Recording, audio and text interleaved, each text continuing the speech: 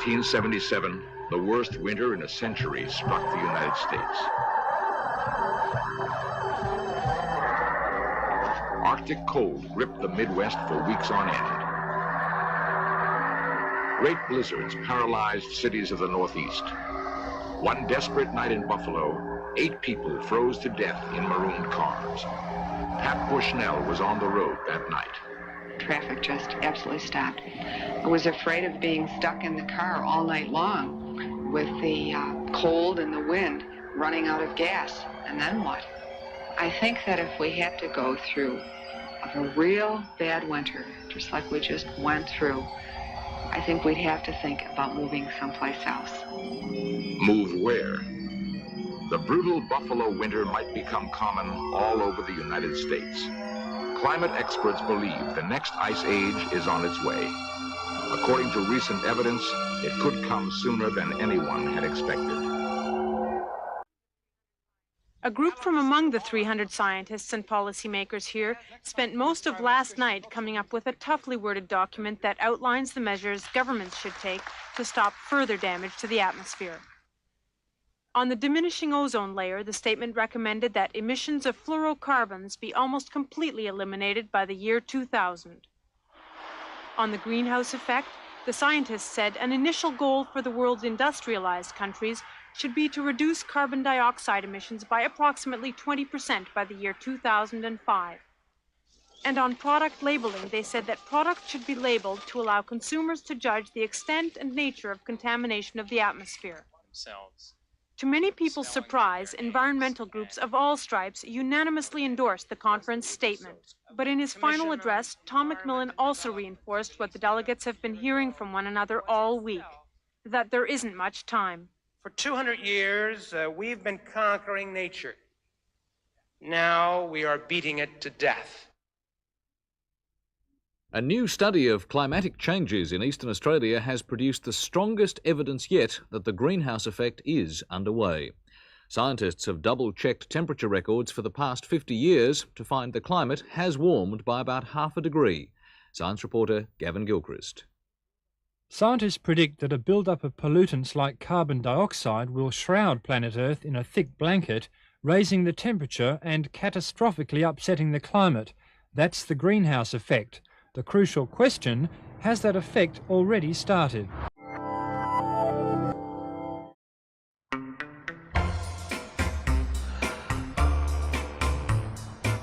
Yo, we're in the middle of a serious heat wave. It's been like 90 degrees all week. Climate change, Miles. Climate change. It's freezing. Is this rain ever gonna stop? Climate change, Miles. Climate change. Whoa, so you mean to tell me when it's cold and wet, it's climate change? And when it's hot and dry, it's climate change? So is climate change to blame or what? How do you like that? Huh? Welcome to Behind Enemy Lines with Terry, Mike, and my buddy Kevin Mooney. And I created that little clip to help represent what we're going to talk about in his book Climate Porn, and it's rated G. So I just wanted you guys to see an example of what transpired over the last 40 years with these brilliant scientists that we're supposed to listen to, that they tell we don't listen to the science, right? So if we would have listened to the science, it was 3 different answers they gave us. So let me read my bio that I created for Kevin from scratch. Kevin, today we have Kevin Mooney, a seasoned investigative journalist and author specializing in energy, environmental policy, and the intersection of government overreach with American freedoms. A New Jersey native, Kevin holds a BA in journalism from political science from Rider University and MA in government and communications from Regent University. He also studied British and American constitutional law. Wow, that's pretty smart. Over his career, Kevin has worked with the free market think tanks across the country, including the Pelican Institute in Louisiana, Rhode Island Center of Freedom and Prosperity, and Pennsylvania Commonwealth Foundation. He served as an investigative reporter for the Daily Signal at the Heart Heritage Foundation and currently writes for Restoration News while contributing to other outlets like the Washington Examiner, Daily Caller, National Review, and the American Spectator. Kevin's latest book, hot off the press, Climate Porn, How and Why the Anti-Population Zealots fabricate science while targeting American capitalism, freedom, and independence. Takes a hard-hitting look at the climate alarmism, the science behind it, and the broader agendas at play. He appeared on numerous podcasts and media outlets to discuss the critical issues. Welcome, Kevin, to the show. Oh my God, Hey. Kevin, I didn't even read that. I didn't read that much in 4 years of high school. Thanks. That's very kind, Terry. I really appreciate that intro, and thanks for providing a platform for the book, which I think is very well timed given what's happened with updated scientific research and the deregulatory efforts of the Trump administration. So I'd like to think I caught a bit of a wave here.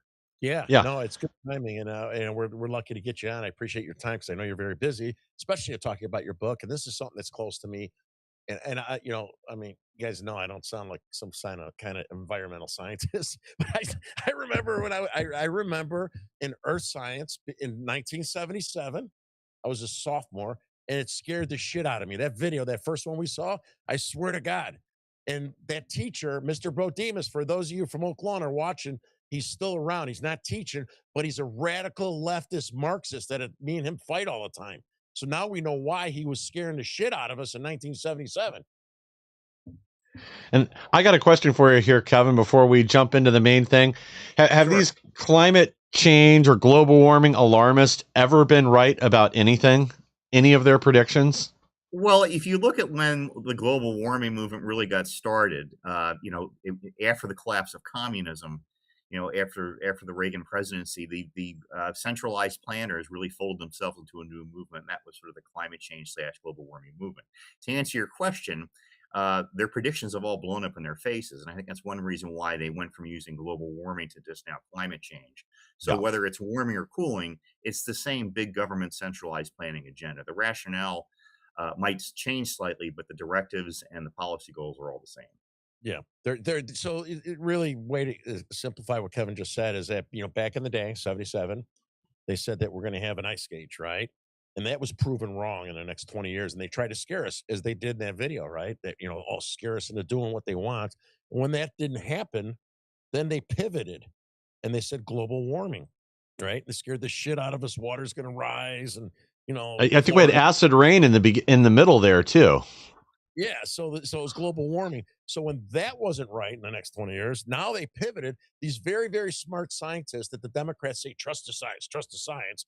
They're like, holy shit, we were wrong the first time. What can we do to be right? Oh, let's call it climate change. Then we're right, like the last little piece there. No matter what happens, if it's cold or hot, it's climate change, and we warned you, right? Yeah. Well, according to their predictions, New York City should be underwater. And, I'm not so sure I'd be all that upset if it was, but Yeah. the problem is their predictions have blown up their faces. So now they take their predictions and put them way out 100 years or so they won't be here to be proven wrong. So Yeah. their technique has changed a bit. But yeah, the strategy is the same. I do think there are some real good signs and indications that what I and others call the climate industrial complex is beginning to collapse a little bit. That doesn't mean the appetite for centralized planning on the part of the left is going to go away, but I think climate as an angle for that may have passed its peak. And if you look at the United Nations held their 30th climate summit in Brazil, I think it was COP30 they called it, and it kind of Yep. went in and out with a whimper. I think after Team Trump got out of the Paris Climate Agreement, that sort of removed, I Mhm. think, a lot of the animations and motivations behind that movement. Also, you'll notice they cut down the rainforest to hold their climate conference, so you can't Yeah. take them too seriously. Yeah. Yeah. So Oh, yeah. tell the audience, sorry, Mike, tell the audience, what prompted you. I mean, you have some background on this, but why is it the right time, and why did you write this book? What made you want to write this book? Yeah, great question. There's a couple of moving parts here. The book is largely built around 250 years of American independence. That's sort of the overarching theme. So just to begin at the end of the book and sort of hit the rewind button and go forward, what I'm writing about is what I hope is a restoration of American independence and sovereignty. And I think we're seeing that happen a bit under the Trump administration. It was the global warming movement operating through the United Nations that began to eat away at American sovereignty, getting us into all these international agreements where our elected officials essentially lost their power over setting public policy. I think that reached its apex with the Paris Climate Agreement. Yep. Trump said it very well. What was his phrase? I represent Pittsburgh, not Paris. The subtext of that would be no taxation without representation. Yeah. That if you want to impose an energy tax on the American people, then you have to have a straight up and down vote in the U.S. Senate. But of course, the Obama administration, in cahoots with the UN, found ways to bypass the U.S. Senate and just ram this thing through. I do think that's one of the great signature achievements of the Trump administration, not just to get out of the Paris Agreement, but if you go back to, I think it was in February, with Marco Rubio and the other administration officials, they withdrew from something like 66 different international agreements. Paris is a big part of that. But that to me is a great birthday gift to the American people in the run up to July 4th, 2026. So that's my basic answer to your question is I saw an opening for this because I think there's a renewed appreciation for American independence and how incompatible the American constitutional system is with the United Nations and these transnational organizations. The economical impact, like, so when they first started with the Ice Age, right, and they try to warn us and make us do some things, to prevent the so-called Ice Age. I don't think economically it wasn't as a big effect as it did after Al Gore got involved and the things they forced upon us. Is that true to say back, in the 70s? I mean, I'm curious about the economical impact from the three different phases, right? Ice Age, warming, climate change. Yeah, well, there's always an argument for more government control over the private sector. So I think that was Leonard Nimoy's voice in the background. It breaks my heart because I'm sort of a Star Trek fan. But I guess he's just reading the script, so I'll forgive him. But if you go back and look at the science, and this is the other bit of good news, we have new independently funded, independent organizations of scientists from across the globe who are doing fresh, updated research on what drives warming and cooling trends. And surprise, surprise, it's mostly natural variability. They found that the United Nations deliberately ignored a larger sample of solar influences on climate, which backs into larger astronomical influences. I belong to an astronomy club, so this really piques my interest. And I have a whole chapter of this in the book. But if you really want to take a look at what's responsible for warming and cooling trends, it comes down to where our solar system sits in the Milky Way galaxy, what the orientation is to other heavenly bodies. How cosmic rays affect cloud cover. More cloud cover, more warming, less cloud cover, more cooling. There actually are some indications that we're moving back into a cooling phase, not an ice age, just to be clear about that, but just a cooling phase, that the relatively moderate period of warming that we experienced since the beginning of the 1800s, according to some of these new studies, was mostly driven by solar radiance hitting the upper atmosphere, given the geometry of our solar system and how we orient ourselves.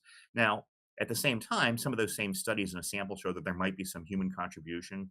I think the evidence is that it's more at the margins. I wouldn't say it's none, but we're dealing with mostly natural influences. And that's not what the United Nations wants to hear, but of course, because they want to rationalize all their interventionist policies. So the last thing in the world they want is for these scientists to find expression, which they're starting to do.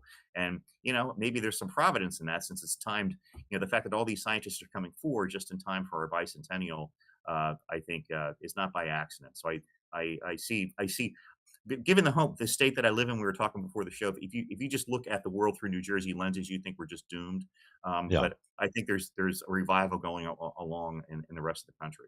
Well, that'd be great. So when this all started, right, this hoax, I mean, was it led by the United States? Was it led by the European? Who really pushed it first? Was it us or overseas? Well, a combination of the two. If I had to pick a real turning point, I mean, there's a couple you can point out, but I'll go back to the first Earth Day, which I think was in 1970 or early 70s. There is, I think, an honorable view of conservation and preservation and environmentalism. And at some point, the climate movement hijacked that movement. Yes. And adopted this command and control centralized planning approach. And if you look at what the climate activists advocate, it's not good for the environment or the climate, but it's good for big government. And I think the public's becoming attuned to that. I'll give one example. The battle against offshore wind up and down the East Coast, which is a battle I think our side is starting to win. A broad cross-section of Americans, Democrats, Republicans, Independents, what have you, really apolitical people who just kind of care about their neighborhoods, are finding that in their effort to save their property values, their ocean views, their businesses, they are the environmentalists and conservationists, and it's the climate activist groups that are trying to ram these things through to the detriment of marine life, sea life, the economy, the ecology. And when they're called out on it, the climate activists will say, well, sure, there might be some short-term damage, but to delay the effects of long-term climate change damage, we need to adopt these programs. That's their argument. So I think the blinders have come off a bit. Yeah. I think it's a mistake to surrender the environmentalist mantle. I would say on my side of the table, we are the environmentalists. We do believe in healthy, clean environments through free market solutions, not the centralized planning approach. And also, getting to the science, it's the climate activists that are anti-science. They're the ones who divorce themselves from the scientific method. And I try to drive that point home in my book. If you go to what they teach in classrooms and on television and in the academy, they're saying, we want the ending that we want. The outcome is already predetermined, and we'll coerce our way to get that ending any which way we want to. That is not the scientific method. All right, Kevin, don't forget I'm from the south side of Chicago. What the hell is scientific method? Yeah, right. Explain scientific method as it relates to climate change and how they track or monitor or whatever. Yeah, well, that's interesting because they don't operate by way of normal science. If you look, we'll take the United Nations as an example. The United Nations they have these long acronyms. I'm going to try to get this right. The United Nations Intergovernmental Panel on Climate Change, IPCC, and then there's subdivisions thereof, the alphabet soup mess. But if you read through their preamble and their introductory documents, their whole premise is man-made global warming. They don't look at any other factors. That this is our premise, and we're gonna put out research money to find our way over to that ending. They really overstep, because a lot of very honest scientists who are part of that effort, look at like how much human influence is there. Is there really catastrophic climate change? What's the role of humanity? And if you look at the body of the science, even in those earliest UN reports, the scientists were much more equivocal right from the beginning. But the policy statements attached to the documents, the PR statements, the media statements, they're the ones that really started to exaggerate and plug this global warming hysteria. So in fairness to the scientists, and a lot of them divorced themselves from the UN over time. Richard Lindzen being one of them. He was an MIT professor who said, well, that was not, none of the UN conclusions relate even remotely to what I was trying to drive home. So I think what's happened now is you've had these, non-governmental institutions, privately funded institutions who are doing their own studies. And they're much more open-minded about it. They will just sort of say, here's a hypothesis. The idea in the scientific method is you have a hypothesis that can be falsified, based on what the evidence says.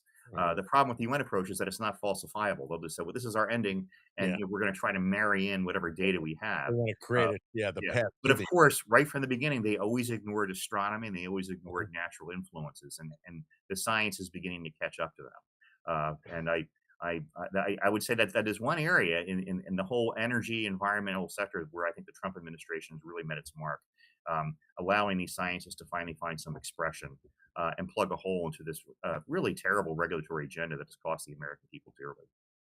Oh yeah.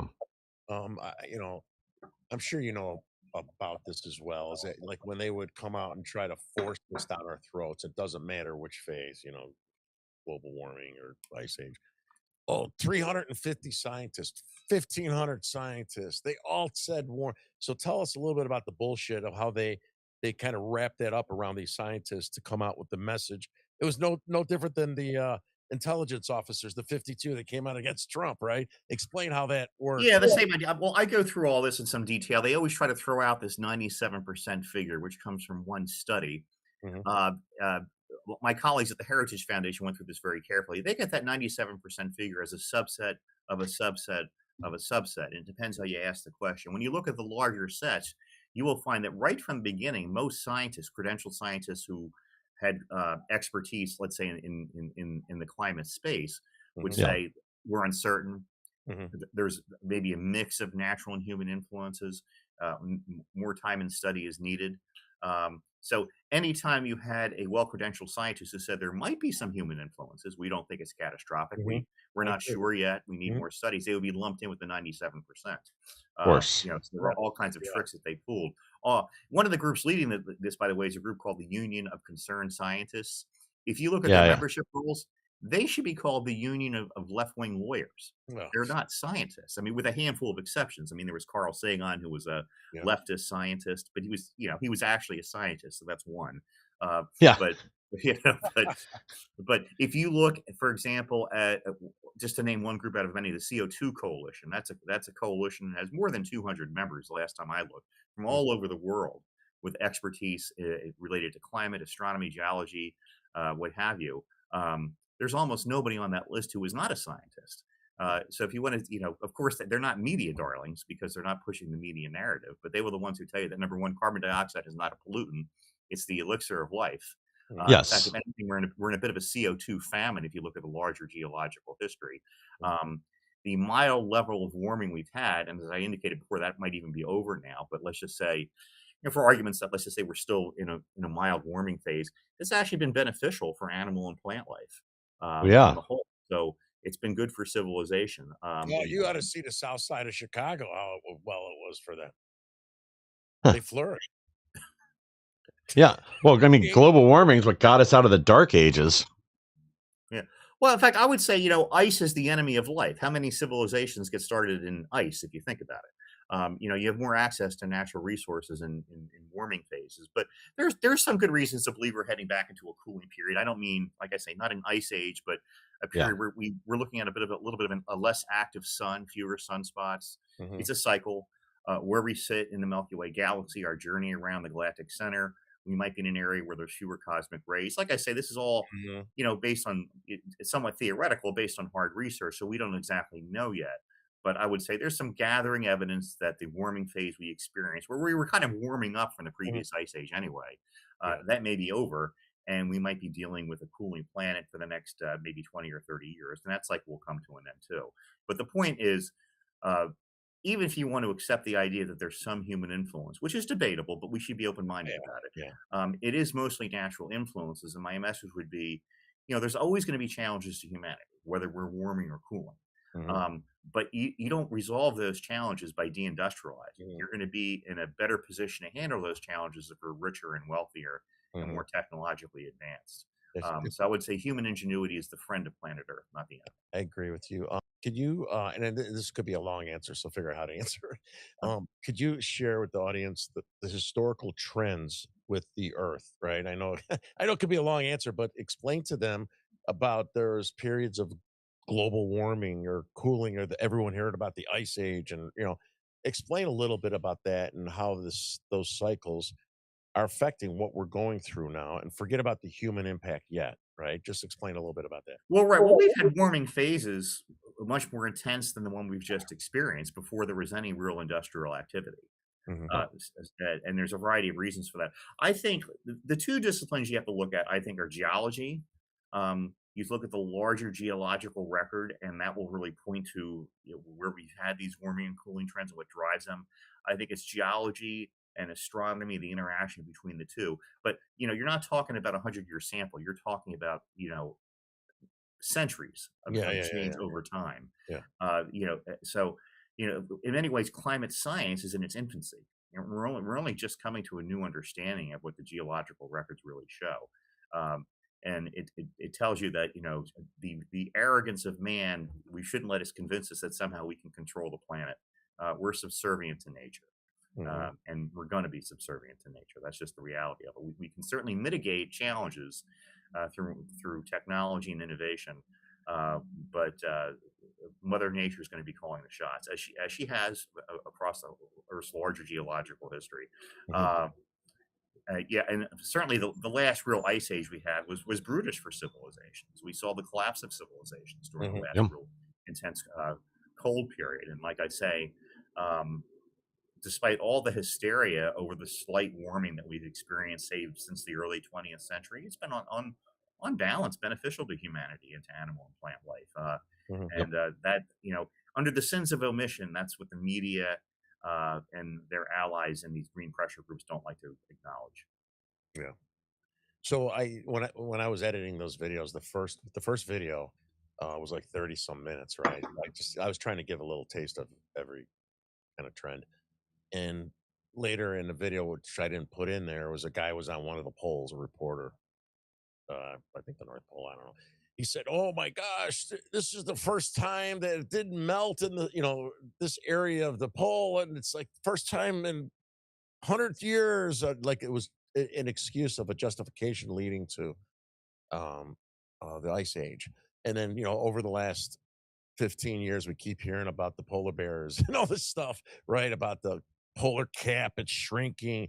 Could you talk a little bit about those trends and effects and some of the bullshit that was been shared? Even I think some of the videos and the evidence they showed us was actually it was misleading. Was that not true, Kevin? Yeah, well, I'll season the polar bears as just one of several examples. You'll notice they don't really talk about that anymore because the polar bear populations are expanding. Yes.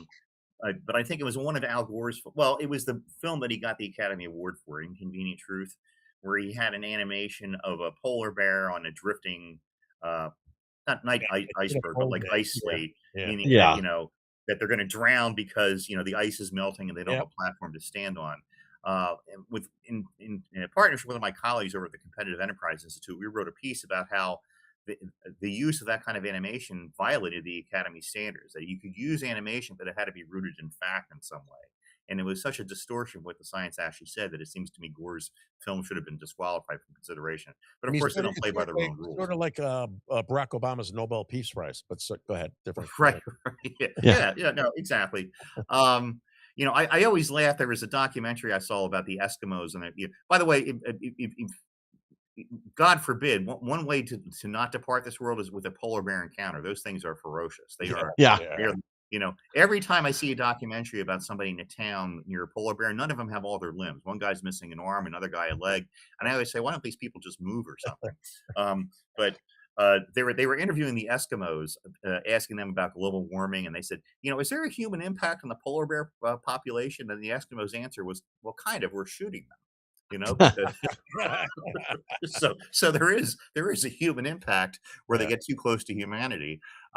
So sure, there you can find examples where the population has shrunk, but on balance, all kidding aside, on the whole, the polar bear expanded. population is doing very well. Yeah, I saw today Trump speaking about with them relieving the bullshit emissions and stuff on the auto industry is going to reduce the cost of a vehicle by $2,500. Did you guys see that today in the news? No, I didn't see it. Yeah. But I certainly think the movement the Trump administration has made back to allowing more consumer choice in terms of what kind of cars and vehicles you have, letting go of these EV mandates, that is certainly going to lower the price of automobiles for average people. No question about it. Yeah. Yeah, like those cars that stop at the engines shut off at the red light and stuff. Oh, my brother's one of those cars. It drives me crazy. You got to turn it back on all the time. Yeah, I turned that feature off on my car. So, is there been any gauge on the negative economic impact? Has anyone done an analysis of the negative economic impact of this bullshit, regardless if it's global warming, climate change, the stuff they push down our throats? Has anybody did a study and said all this bullshit collectively cost us X?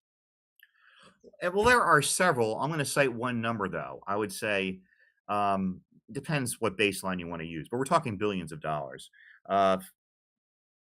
When Lee Zeldin released the Trump administration's efforts to unwind us from the endangerment finding, I think this is one of the most important deregulatory moves really in American history. The endangerment finding was the finding the Obama EPA made declaring CO2 a pollutant, which is scientifically incorrect. But if you want to control humanity and regulate industry, well, attacking CO2 is a great way to attack humanity. And that was used really as the underpinning for all of these climate change regulations going back to 2009. Zeldin had a figure saying that if the Trump administration is successful in its repeal, it's going to save American taxpayers something in the neighborhood of $1.5 trillion. So you can extrapolate that to conclude how much this has cost us. And I would say if they are successful in that effort, it will make the entire Trump presidency worthwhile, just that one move. And I would say the Trump EPA is making all the right moves in terms of moving this up the legal chains. I mean, it's being challenged as you would expect it to. But if they can yank out that finding, that'll free this economy like nothing else ever has. And I would say that's one of the critical fights over these next few years. Yeah, I think there's a huge impact that it'll be hard to gauge on the efficiency impacts of manufacturing and other things that were forced down their throat, right? That's going to slow to do things more efficiently. That's constrained by these bullshit things that they force them to follow, these laws, rules, and regulations. by the EPA that negatively impacted the production output of manufacturing, except if you're in China. Right. Yeah. Well, I mean, there it's complicated too, because a lot of these meaningless regulations and things, they cost manufacturers massive amounts of money every year.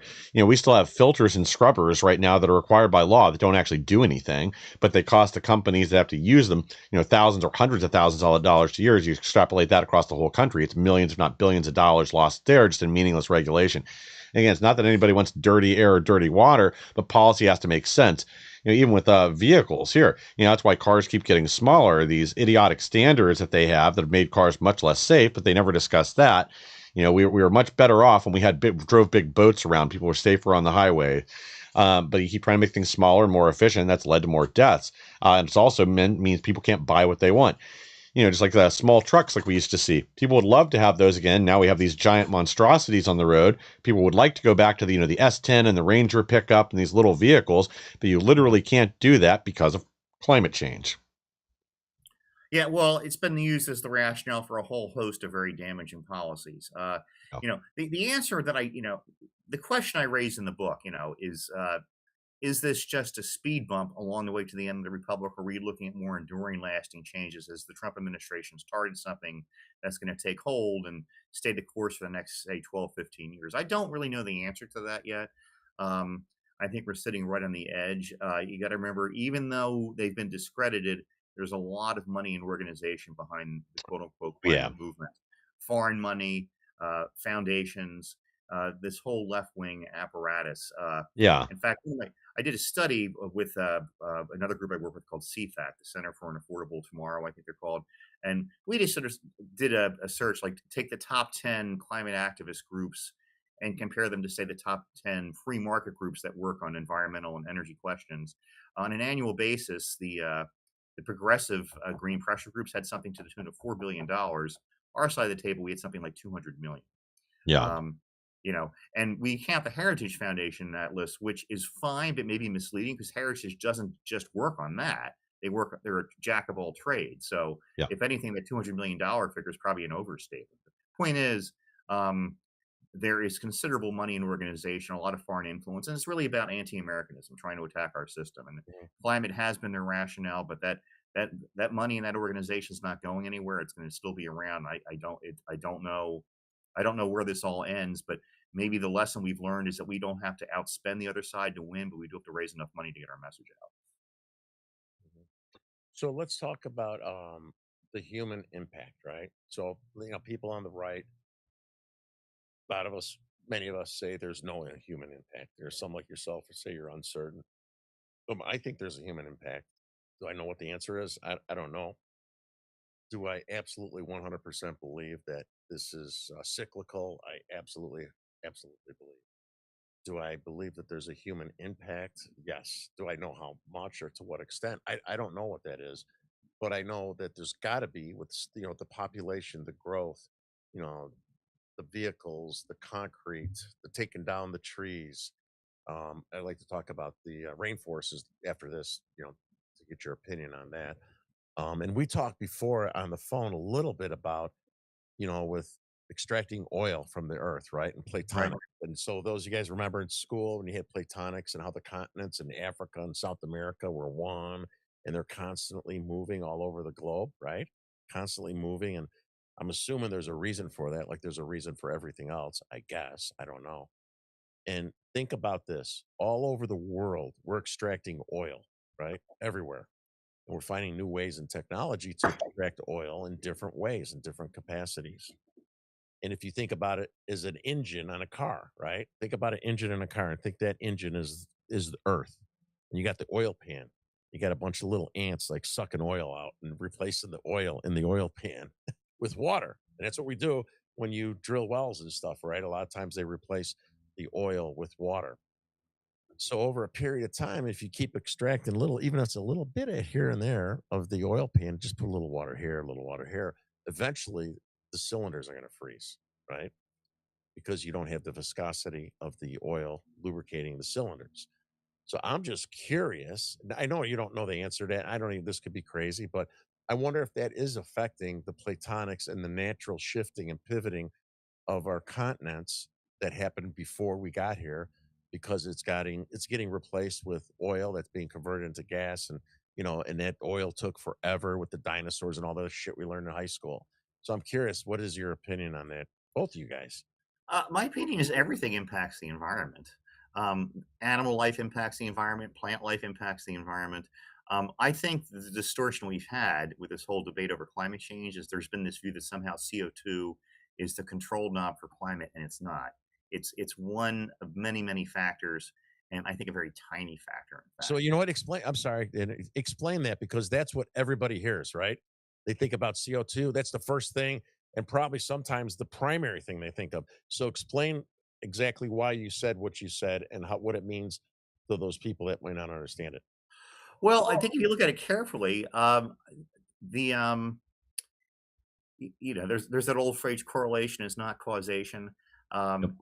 There have been warming trends that preceded increases in CO2, and you can go back and look at that through the larger geological record. So it's not too hard to. Without human impact, or without humans causing that. Right, right. But even with CO2, Yeah. even with human induced CO2. So I say be open minded to the idea that human emissions have some kind of impact, but it's tiny and minuscule, and I think perhaps even immeasurable.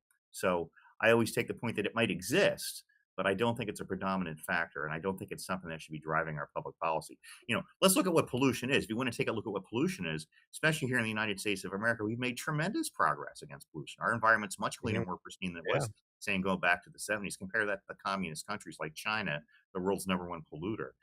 Yes. So, but I repeat, CO2 is not a pollutant, and humanity is not a blight to the planet. Yeah. So what's interesting? Listen to Kevin speak, right? If this conversation was skewed towards a Democrat having this discussion in this book, right, from the opposite side of Kevin's thinking rational and saying, "Hey, there could be some effects," right? If it was a leftist, there's no option. There's no options. It's this Well, way, and if you don't fucking do what we want to do, we're dead, right? I mean, well, you get it. I mean, to me, that's interesting listening to you and knowing how the other side is. That if we are doing this from their perspective, you are being rational in how you're explaining it, right? And there could be, don't know, Well, you know, River, I think at its bottom, this is an anti-population, anti-human movement. yes. That was sort of I mean, the idea that forget about China and their one child kind of policy. Take that and apply it across the globe. The whole point, you go back to Thomas Malthus, an old British economist, who says we're going to outpace the food supply. That and that evolves into a larger philosophy. And I explain all this in the book. But if you look at what is motivating this movement, and I go through very carefully about how a lot of the funders for green activists and climate activists in the abortion industry are all from the same source. They all have the Yep. same ideology, the anti-human, anti-population ideology. Bill That's Gates. what's trailing at the bottom of this. Bill Gates. Yeah. Well, it's not about saving the planet. It's about global communism. Right. Yes. About control. Well, and one other little factor there is when you look at a lot of the policy they want, they're basically punishing third world countries right now. They're not allowing them the opportunity when they put these carbon regulations or try to incentivize the governments there not to build new power plants or nuclear power plants or use coal or whatever else. You're harming most of these third world countries. You're not allowing them the natural economic evolution that you would have from sweatshops and labor like that, eventually building industries and more jobs and having them eventually enter the third world. When you cut the legs out from under them and don't allow them access to the energy that you need to develop economically, you are permanently keeping those people poor. And I would say that over the last 40 years, that alone has led to the deaths of millions of people globally. I'm so glad you brought that up, because the other side is very adept at posturing as champions of the little guy, that we're going to try to save the planet for these poor people who are being walked all over by the Western world, when in fact you're denying them the avenues and the means to enhance their livelihood. Yep. Look, fossil fuels have done more to raise living standards than any other entity in human history.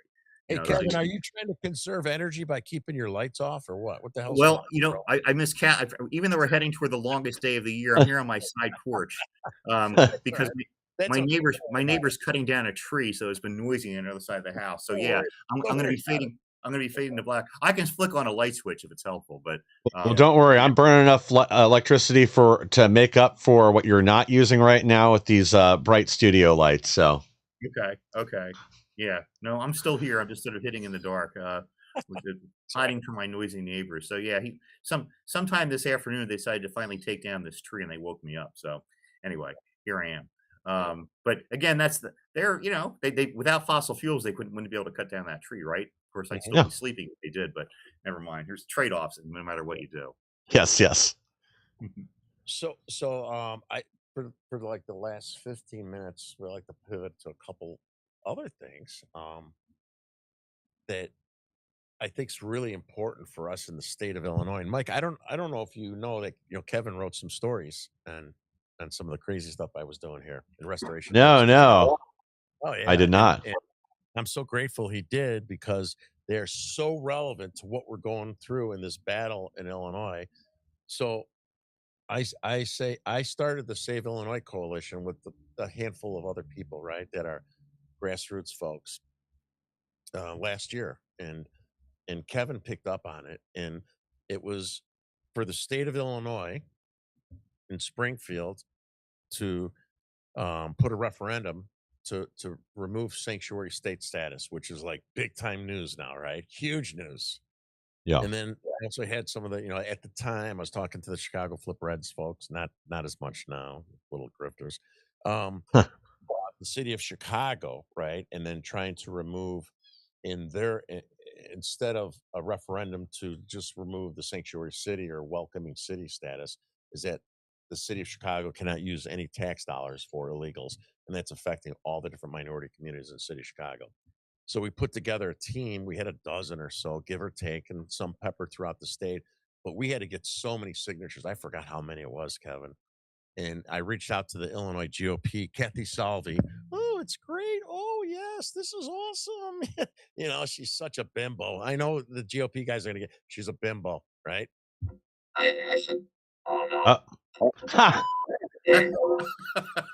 Hello? There we go. All right, you're back. It's my soundboard.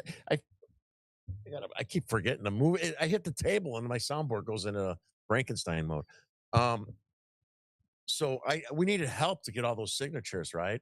And organize and boots on the ground and get some, marketing and stuff. Oh, this is great. It's great. And my justification for doing that is that there's always a risk of Springfield and the corrupt Democrats, because they have a super majority, we're a super minority, right? Chicago, need I say more? So they could always finagle things to keep us off the ballot, right? Because it's a threat to them.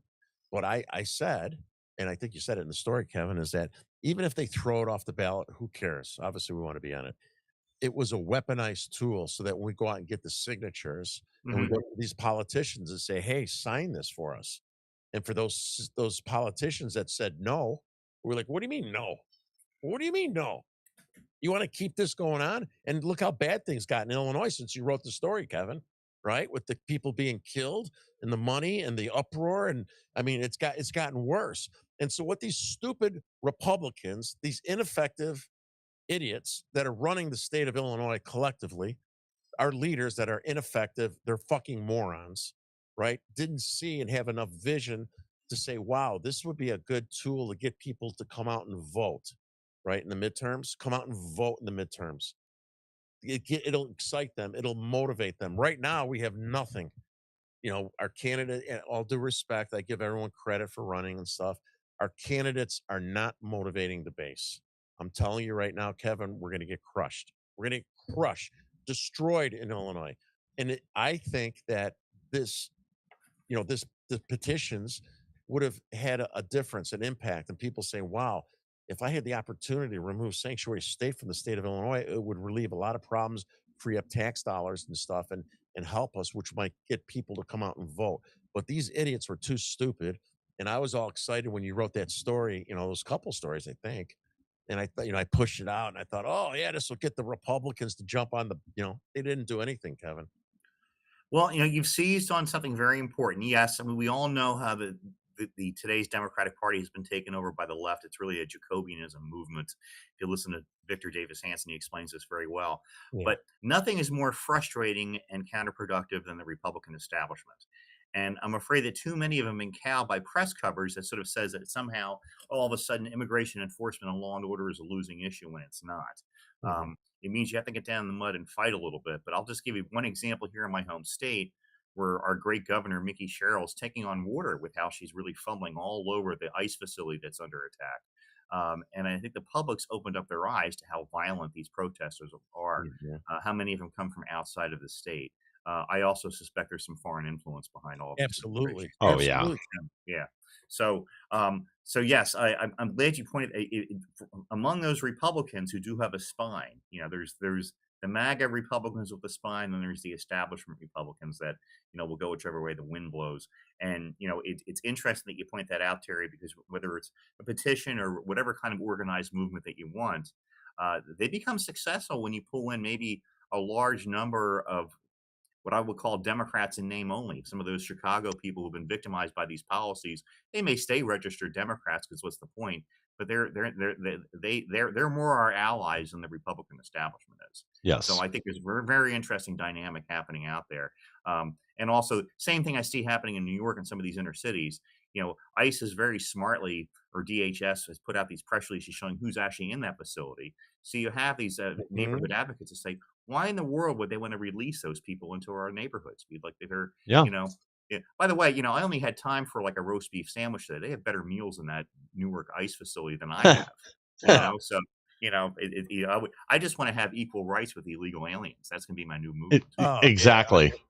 Yeah, because I think I told you, I got in trouble 35 years ago, and hearing the stuff that they have access to is better than a state or federal sector, because they know they're under the magnifying glass of the left, right? They send attorneys in there and shit, so they're getting better treatment than our own people that are in state or federal prison. Not that you're supposed to be in a country club, but it's kind of ironic because they act like they're in a fucking country club and they want Hispanic food and all this other shit. I'm like, hey, where's the gavadils?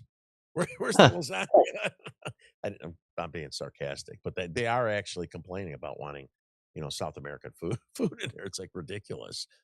That's their fault for sneaking into our country. I would say maybe turn back the financial argument, highlight how much money we're spending on illegal aliens, how much it's costing the state. And if I don't know too much about the Republican who's running against Cory Booker in Jersey, but my suggestion would be, if they're willing to get down there and raise issues about illegal alien crime, the way you did, Terry, in Chicago, to me, that's a winning issue. Yeah. Yeah. I mean, of course, you're not going to have a congenial media outlet. They're going to carry the water for the opposing side, but I don't always quote FDR, but you have nothing to fear but fear itself. I mean, just get down. And Trump has demonstrated that. The reason he was elected in the first place, one of the reasons was border security and crime. That hasn't changed. I mean, that's still a winning issue for us, but we have to fight our own party to really get that through. Yeah. I was excited. Go ahead, Mike. Sorry, buddy. Go ahead. Oh, no. I was just going to say, and yeah, that's one where we really need to get our butts in gear, because right now it's still mass deportations are still polling on average at 57% support across all America. You have over 70% support for removing all the criminals, but we need to move quickly and start doing actual mass deportations before that slips, because the media is, of course, running a sympathy campaign for these invaders that spilled over our border. And they have completely ignored, the whole middle of America. They don't realize just how much money was spent both busing and flying the illegals into our country, or how much money's been spent supporting them, how much crime they're responsible for, the increase in housing costs, increase in food costs, loss of job opportunity, that all these things that are caused by immigration. I mean, it's a winning issue if you actually get out there and stand your ground. But right now we're backing down. And this is not an insurmountable problem. I mean, I think you can get most of these people to self-deport if you just mandated E-Verify and all of a sudden put the pressure on the employers and cut them off 100% from any type of welfare whatsoever, and then penalize states that put them on state programs, cut off other federal dollars to them. I mean, we got to fight to win. Yeah, we got to remove them from the census. If we do that, we say, hey, listen, you blue states, you guys want to count those bastards. Okay, you count them, but they're not counting federally, and you pay for them. Yeah. Right? You want to be a sanctuary state and a sanctuary city? Oh, that's okay. Go ahead. But you know what? Keep that bastards off of our numbers and don't make us give us our federal tax dollars. So you can have them, you could keep them, but don't fucking count them. You know, if I were in charge of these Republican campaigns, I'd start running photos and profiles of all the criminally illegal aliens in that Newark facility and elsewhere and say, you know, who is advocating for you versus who is advocating for the criminally illegal alien? Are these elected officials championing the American people, or are they working for this subversive sort of alien element that's making our country less safe? I mean, it's not too hard to push back against this. I think they're all intimidated by Minneapolis, but I don't know. I think there's so many ways for us to recapture that narrative. Well, but I think part of it's just you have these spineless pickle kissing Republicans that will not stand up to that. Because I mean, look at Trump's like State of the Union, how effective that was, and how just apoplectic the left was when he brought in victims of their policy and rubbed their noses in it. And this is what all of America needs to see, that we are losing good people here, including some that lawfully immigrated here and then are murdered by illegal aliens, or children that don't get a chance to grow up because of the left's actions, making the results of their policy the focus point. Everybody knows it. Like this soft on crime policy, when you're letting criminals out of jail that have been arrested, 78 times or 74 times, the guy in Chicago that set the woman on fire on the subway. I mean, this is what the policy they're advocating for. And I think that's the most effective tool. But unfortunately, we have just too many linguini-spined losers on our side that will not fight to win. Instead, they back down like, well, that's mean. I don't want to go out there and say that. Instead, we should just win on our policies. Well, those days are over. Using the word linguini was kind of racist on your part. Would you? Yeah, I get accused of that a lot. I just don't even respond to it anymore. The campaign slogan should be, legal citizens are not second-class citizens. That would be my campaign slogan. Yeah, legal. They're not citizens. Well, I mean, look what's going on in the UK right now. They finally woke up over there. Another thing that we lost our narrative. No, go ahead, Kerry. We lost the narrative, right? Because I mean, so yes, things are pulling. What would you say, Kevin? And I think you said 57%, but it should be way more, and it was higher, unfortunately, because all these leftists, their little squads and traveling, and they're filming, and the mainstream media's pushing all their bullshit out, and we have like Ben Bergquam that does ride-alongs. Some of us, I've been waiting since like October for my paperwork to do ride-alongs in Chicago. We got people like myself that would be able to go and do ride-alongs and show the perspective of the ICE agent, show the perspective of them being attacked. That's how we got to counter this narrative. Because I know people that voted for Trump that kind of migrated this way.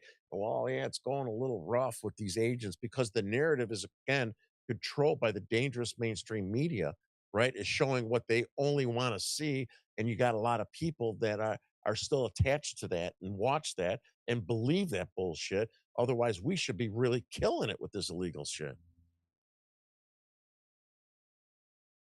Well, let's see how this plays out in my home state here in Newark, New Jersey. I think the left has overreached a bit, and I think the governor's fumbling. So there's an opportunity. But of course, you need that very rare creature, a Republican with a spinal backbone there. So, and there are a few of them. And like I say, I don't know too much about the Senate candidate. You presume he's going to be heavily outspent by Cory Booker, but you can still use that campaign as a way to highlight all kinds of transgressions and create all kinds of problems for them. So I see, I see lots of opportunities here in the issues that you, Terry, have championed. And also, I think a new political movement. Like I say, a lot of inner city registered Democrats are not down on the idea of letting criminally illegal aliens run wild. Yeah, we got to find a Republican scientist to come up with spinal Viagra for the Republicans. Yeah, because Spartacus would not be that hard to take out if you just had somebody challenging him. I mean, the guy cries on command. How difficult can it be? Yeah, well, I think he's auditioning for vice president. That's my theory. So there's that, and he has buckets of money, but also he's a typical establishment left-wing Democrat who spends no time in his home state, which is why I think there's an opportunity here. Yes, not necessarily to win the campaign. But you can certainly upset the apple cart and create a lot of problems and use that and run up to 2028. You guys are right. The whole question of illegal immigration, criminal illegal aliens, that's our issue. We shouldn't be playing any kind of defense on that. No. And Terry, to your point, it is the establishment Weasley Republicans who I think are our biggest obstacle. At Yep. least we know what the Democrats are. Yes, yes, yeah. So in our last few minutes, do we lose you, Kev? Well, I- the sun is fading. I think, the sun is setting on me. I think, Yeah. what Yeah, is we're it? June 20th is the long. If I was sitting out here 2 weeks from now, it would still be sunny. But Yeah, no, just so you know, the sun set on you a long time ago, brother. It's been dark, but that's okay. We have your voice. So the last couple minutes here, I'm going to DC Monday through Wednesday, right? Yeah. I'm meeting with the congressman. You and I talked about this offline. sure. Tuesday morning, I will be at the congressional hearings in the audience. Tyler O'Neill will be there, and I'll be watching the CEO of Southern Poverty Law Center be testifying in front of Jim Jordan. And when that prick is finished with his testimony, I am nicely, professionally gonna fucking call him out for what he's been doing to us, to Moms for Liberty, parents involved in education, my group, me personally, other people. They neglect to mention Antifa. They had Jeff Tischhauser, Chicago Antifa associate, write stories about me, the first one, the second one about me, Tom Holman, and General Flynn. And then these guys are funding the KKK, and Right. they're going to be the holier than thou and say that we're racist, white supremacists. I'm going to slam that piece of shit as much as I can when he's finished testifying on Monday morning. And Well, this is an industry, Terry. You're glad to call them out. I suspect this funding of the KKK and other groups has been going on longer than we realize. I'll just point Yes. this out. Yeah. All these so-called advocates for Black American civil rights groups, they've held these well-paid positions for all these years. Donald Trump comes into office and lowers the Black unemployment rate just like that. Yeah. Yeah. And yet they call us racist. So what have they been doing all these years? Why couldn't they lower the Black unemployment rate? They The don't give a reason is they shit. want to They stay just in want their business. Right. It's an industry. They need a Um, permanent victim class. Right. Right. So the You know, Biden so that- administration and the SPLC Yeah. together went after so many different people, right? So I'm not that unusual. The only thing that's unusual about me, and I hope, Kevin, I know you're busy, but I hope you write us because Oh, you yeah. saw I got enough evidence to show there's a correlation between the SPLC. It's always the worst possible times. Oh man. You guys hear me? Can I Yeah, hear you're you? back. You're back. Yeah. Sorry. The SPLC. You saw it, right, Kevin? The timing. November 31st, 2022. Right. December 1st, Washington, D.C., 2022, SPLC. December 2nd, Sedition Hunters, Antifa, SPLC. December 15th, Homeland Security. March, FBI. FOIAs, December 2022, FBI. And 2023, 346 pages. That's what's different with my story is that we have the receipts to show there's a correlation, as well as the Antifa connection between Jeff Tischhauser and all the stuff that he does with Antifa. Went after my job and tagged the FBI, and all of a sudden, 2 weeks later, I'm a domestic terrorist. I lost my TSA pre-check. So, any last words there, Kev? I would say it's easy to get frustrated, but there's sources from American Renewal they don't have in Europe. So Yes. This fight is not over yet. I do see a little bit of a revival coming I hope along, so. but I it hope does mean a new political coalition. It does. And as the Democratic Party gets more radicalized, I think there's opportunities. I'm not saying necessarily a new party, but like a revamped Republican Party with some teeth into it. So I we'll hope see. so. I hope so. Well, thank you very much, and have fun in Florida. Yeah, I need it. But for mental health reasons. I need to get out of my home state. Yeah, and I'll Yeah. keep better track of the astronomy the next time I'm on. So so that I'm here in the middle of daylight. But that's okay. Yeah, you know, we'll be down. My son is transferring from Miami of Ohio to University of Central Florida, so we're going to Okay. be down there, and then we're going to be looking for where to move. Me and my wife, we're moving down there somewhere. So Well, we we're don't. going to form our own little community. It seems like Yeah. all signs are heading that way. Yeah, her Yeah, stepfather- yeah. Her stepdad lives in Melbourne, by the way. My wife's stepfather lives in Melbourne. Oh, really? Okay. Okay. Well, that's one of the areas I'm looking. So I've I got know, a I- lot of family in that area. yeah. Good So- beach community. But my cousin every once in a while runs into Buzz Aldrin. He lives in Satellite Beach. Oh, So okay. they see him down there every once in a while. I think he's in his 90s now. Wow. Yeah. So thank you very much, Mike. You want to do your closing out? And so I will be in DC on Tuesday. So Mike will might get another, guest host with you, and then I'll be back on Thursday, and maybe I'll, update you if there's anything exciting that I got to share from my confrontation with that piece of shit on at the SPL. Yeah, this SPLC. All right, guys. Thank you again for joining us today. Please like, share, and subscribe. Help us to grow so we can bring more people the news the mainstream media doesn't want you to hear. And we'll be back next week on Tuesday with